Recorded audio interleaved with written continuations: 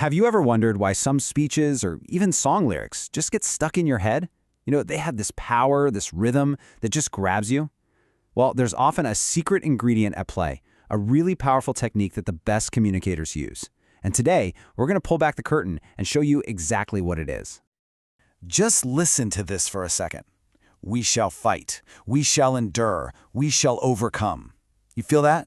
That repetition of we shall. It's not just words. It creates this building force, this rhythm that makes the whole thing feel, well, completely undeniable. So what is that? What's the magic trick that takes a few simple words and turns them into something so powerful, so memorable? I'll tell you one thing, it's definitely not an accident. It's a very, very deliberate choice. Okay, so that incredible rhythm we're hearing, it isn't just some happy accident.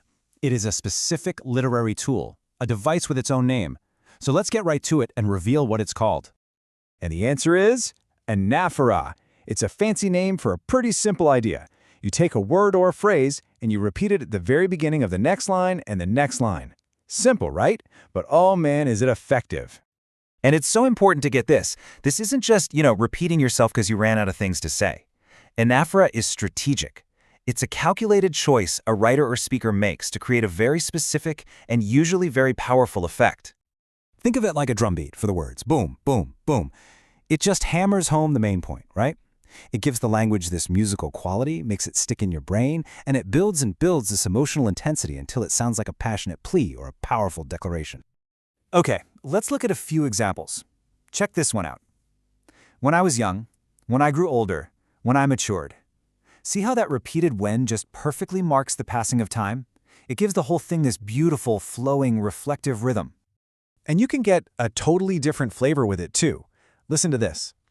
Let the winds rise. Let the leaves dance. Let the world awaken.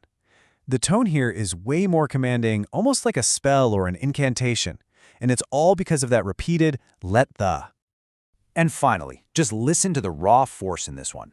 Not because I feared, not because I doubted, not because I hesitated.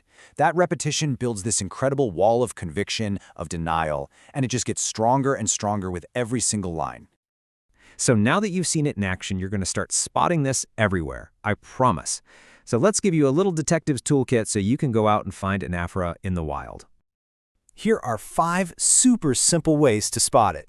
You ask yourself, are words repeated right at the start? Is there a clear pattern? Can you feel the emotion building up? But honestly, my personal favorite trick, the one that makes it all click, is number 4, the remove repetition test.